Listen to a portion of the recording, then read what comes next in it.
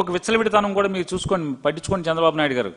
మీరు వెనకేసుకొస్తున్నటువంటి మీ రామ్మోహన్ నాయుడు పరిపాలనలో ఇండిగో గడచిన 18 మాసాలుగా ఫ్లైట్లు పెంచింది, రూట్లు పెంచింది.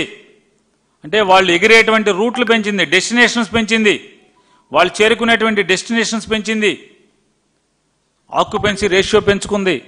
కానీ ఫ్లైట్లు పెంచుకోవటం లేదనేది మీ ఓడు ఎందుకు రివ్యూ చేయలేదు? పర్మిషన్ ఎందుకు ఇచ్చారు?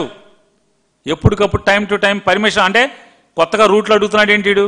పాత వాళ్ళ సరిపడా, పాత రూట్లకు సరిపడా రిక్రూట్మెంట్ చేశాడా, చేయలేదా? ఎందుకని మీరు పట్టించుకోలేదు? మీ ఓడు పట్టించుకోలేదని అంటున్నా. వెంటనే ఆపాలి కదా, కొత్త రూట్లు ఇవ్వకూడదు కదా.